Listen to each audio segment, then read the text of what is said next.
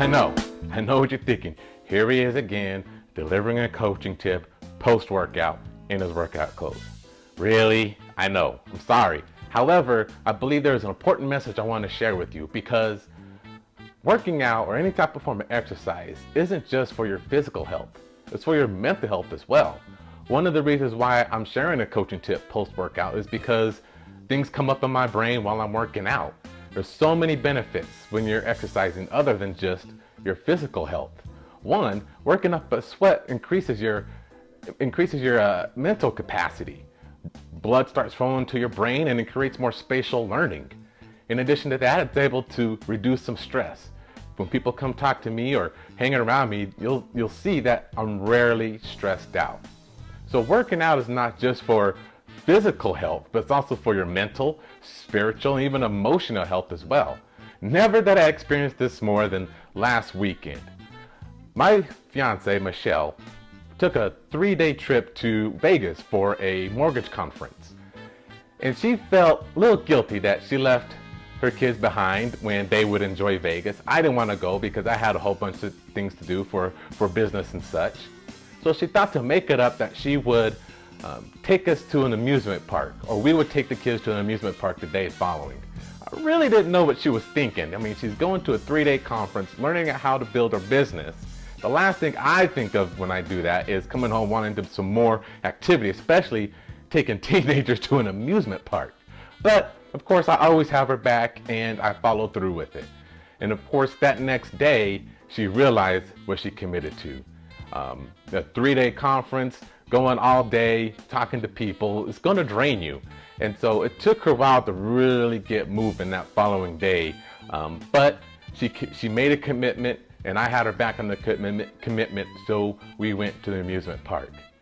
Now, we have been trying to plan an event together for her business and benefiting my business for a long time, in addition to making other plans and goals for our future as we grow and build in life, like buying a house and planning a wedding and so forth.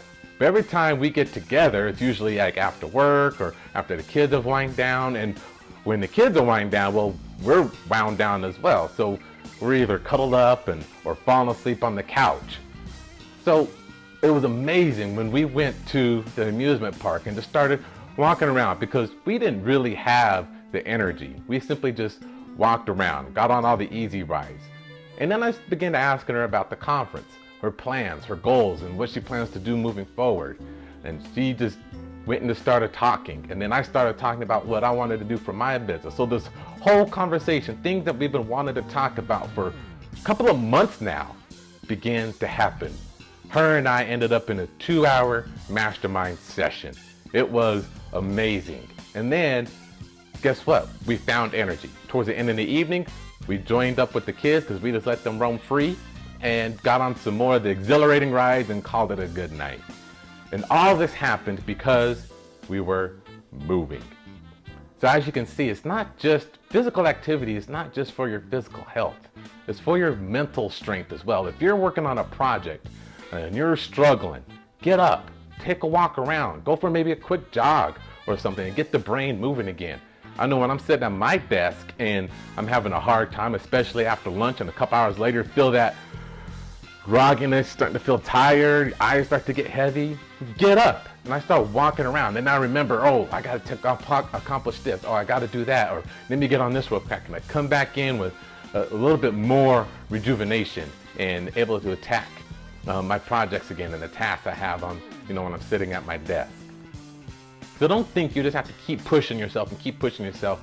And you're not going to get very far if you're trying to give yourself a little boost while sitting at your desk, like, you can do this, just keep moving. Just get up and walk around.